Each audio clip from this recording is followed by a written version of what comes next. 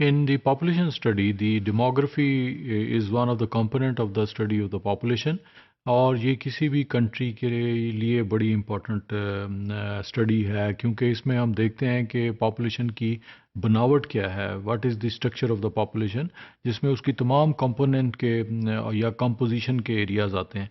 So here we today discuss the things which are related with age group, यानी उस population में कितने age group हैं.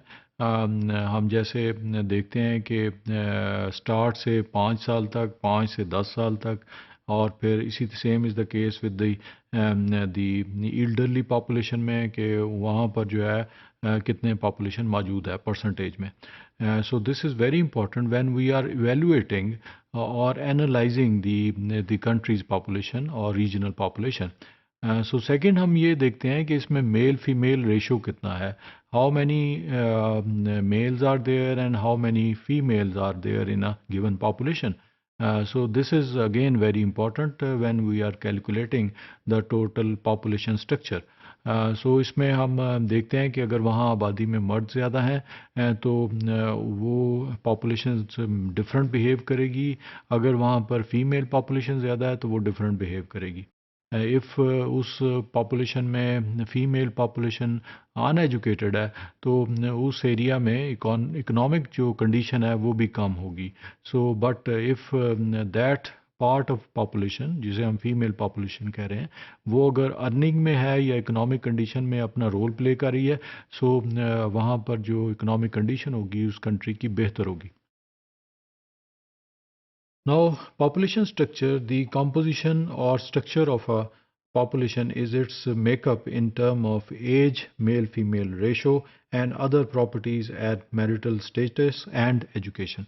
These are the major component where we have the study of the population. Now, this is one of the example of the population structure. The two things are there. You are seeing the two different shapes. एक जो है वो pyramid shape में है जो कि waste Africa जहाँ पर लिखा हुआ है, और एक पिलर शेप में है जहाँ पर वेस्ट यूरोप लिखा हुआ है. So both have different structures because of the different economies.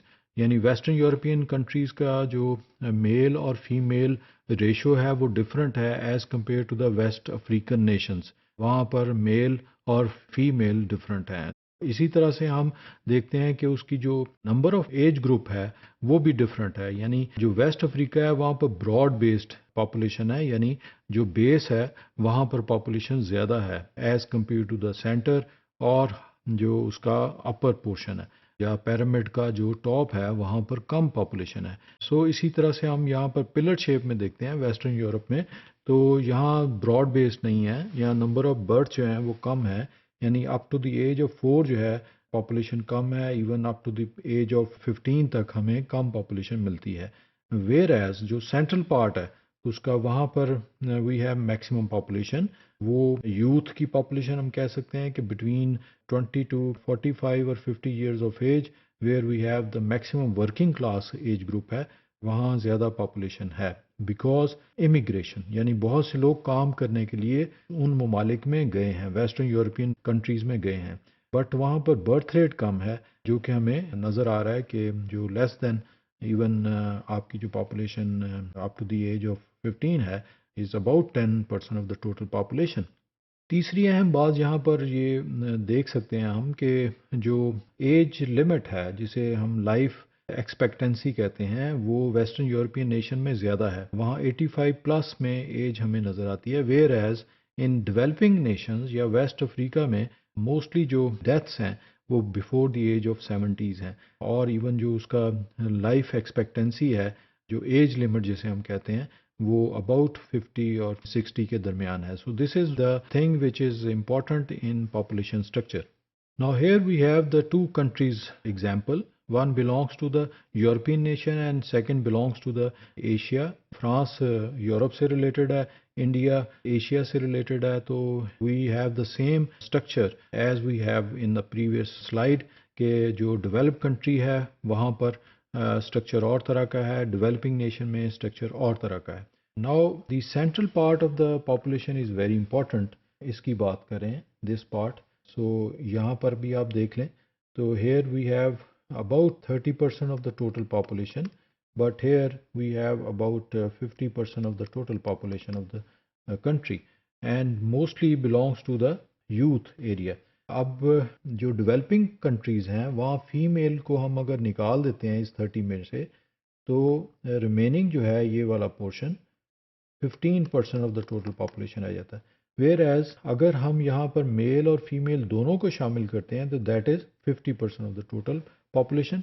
तो इट मीन्स कि जो इकोनॉमिक डेवलपमेंट है वो डेवलप्ड नेशन में ज़्यादा है, because not only males but females are also in a working class. So that's why the economy जो है वो रैपिडली ग्रो कर रही है. सो डेवलपिंग नेशन में ये ट्रेजेडी है कि हम फीमेल, एक तो एजुकेशन नहीं है, गर्ल्स एजुकेशन नहीं है, सेकेंडली गर्ल्स या फीमेल जॉब्स नहीं है. So that is thing which is actually in a tragedy of nation कि हम जो है फीमेल की एजुकेशन और फीमेल की जॉब्स को जो है इनकरेज नहीं करते. तो this is actually the demographic bonus with in the age group कि आप अपनी फीमेल को जो है अर्निंग में लेके आते हैं, and even the economy of the home और इकोनॉमी ऑफ द कंट्री जो है वो फ्लोरिश करती है.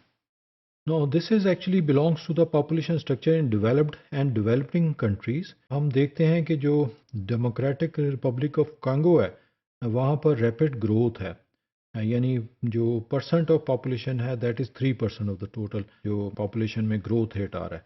वेयर एज जो स्लो ग्रोथ रेट है उसमें हमने एग्जांपल लिया यूनाइटेड स्टेट्स की, जिसका जो है ग्रोथ रेट 0.8% एनुअल है. उसमें नेचर इंक्रीज तो कम है बट इमिग्रेशन ज़्यादा होने की वजह से वहाँ पर हम देखते हैं कि जो उसका जो सेंट्रल पार्ट है जो पॉपुलेशन का वो हिस्सा जो कि यूथ पॉपुलेशन में है, वी हैव मोस्टली माइग्रेंट्स, और मेल फीमेल दोनों में migrants हैं, because most of the youth population is moving toward the United States because of the education opportunities हैं, job opportunities हैं, and the economic condition है.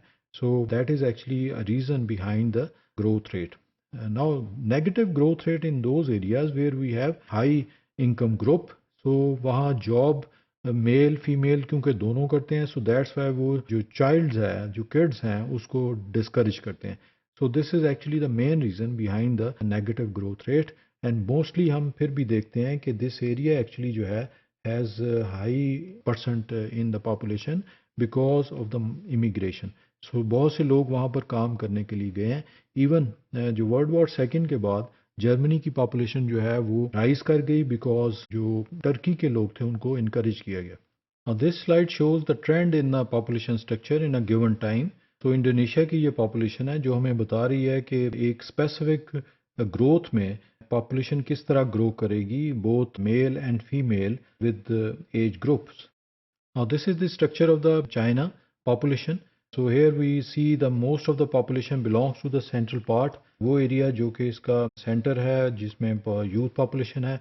So that's why the economy of China is rising because of the both male and female belongs to the working class and they are actually in good education.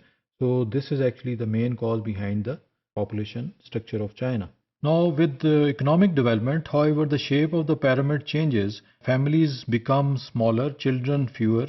A composite population pyramid for the economically more advanced countries looks slightly loop-sided vase, with the largest component of the population not at the bottom but in the middle. And that middle age bulge is moving upward, reflecting the aging of the population. In the developed world, this is where the population explosion is now happening and its social and economic consequences will be sufficient. The study of the population is called the demography, and here we are discussing the characteristics of the population of the given country or the region or even the world. So here the role of a demographer is very important. उसकी जो suggestions हैं for the decision making areas वो बहुत important है. So here we can put a lot of thing regarding our population growth.